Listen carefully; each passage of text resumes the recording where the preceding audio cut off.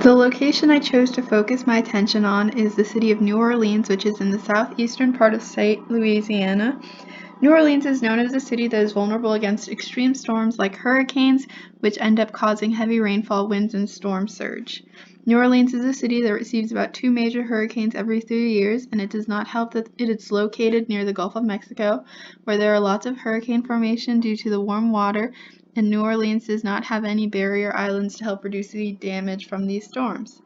Not only that, but New Orleans is partially under sea level, so this makes it that the city is quite vulnerable to any types of heavy rainfalls or storms that hit.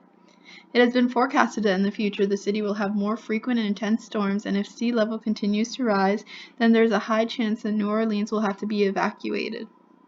It has also been discovered that New Orleans is sinking, and that in the future it may be completely underwater. This subsidence can be most likely due to overpumping of the aquifers under New Orleans, and this can be very detrimental in the community as people would have to leave their homes behind, and there's lots of species in the area that would have to relocate to another place. New Orleans has a levee system in place. They had a levee system in place by 1727, which had helped protect the surrounding cities by controlling the water intake. This levee had failed multiple times throughout the years and has been had the most devastating fail being in 2005 when Hurricane Katrina, where had a whole system that had just failed, resulting in fatal flooding throughout the area.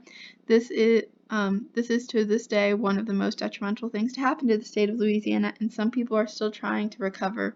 The Army Corps of Engineers have been working on fortifying the levees and putting in place a new flood protection plan, though it is not yet completed, making Louisiana still vulnerable.